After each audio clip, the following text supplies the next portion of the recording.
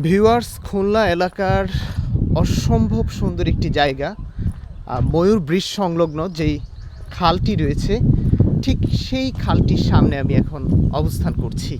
আর আপনারা দেখতেই পাচ্ছেন একদম খালের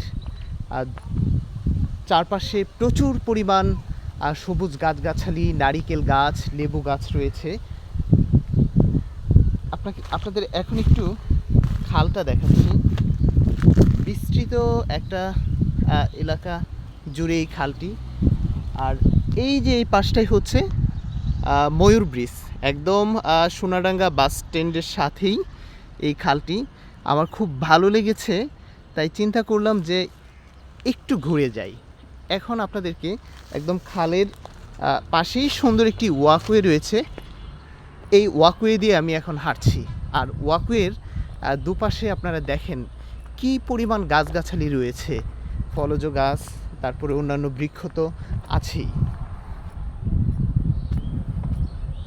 আসলে একটি সকাল বা একটি বিকেলকে রাঙিয়ে দেওয়ার জন্য কিছু কিছু জায়গা থাকে একদম মন জুড়িয়ে যায়।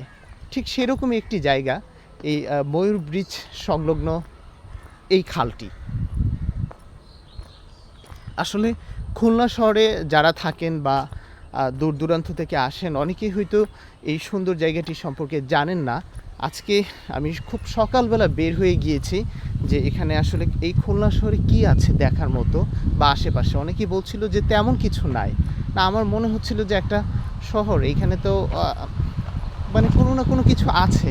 কিন্তু এই ঠিক শহরের পাশেই একটা গ্রামীণ পরিবেশে এত সুন্দর একটা খাল, আসলে মুগ্ধ করার মতো একটি জায়গা এটি।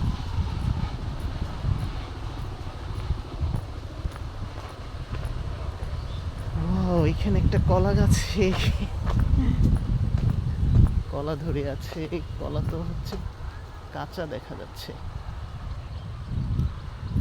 আসলে একটা ভালো লাগার বিষয় হচ্ছে যে আমরা অন্যান্য এলাকায় দেখা যায় খালগুলোর পাশে তেমন একটা গাছগাছালি থাকে না, কিন্তু এই জায়গাটিতে দেখা যাচ্ছে যে অনেকগুলো গাছগাছালি রয়েছে, বিশেষ করে ফলজ গাছের সংখ্যা বেশি।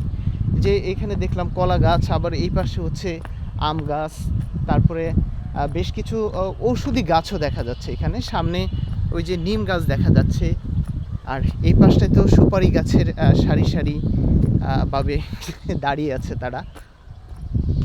লেবু গাছ রয়েছে, অর্থাৎ সব ধরনের ফলজ গাছ দেখা যাচ্ছে এই খালটিকে কেন্দ্র করে লাগানো হয়েছে।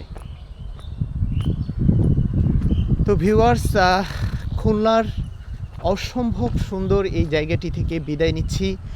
ভালো থাকুন, সুস্থ থাকুন। দেখা হবে অন্য কোনো দিন, অন্য আরেকটি সুন্দর জায়গায়। আল্লাহ হাফেজ।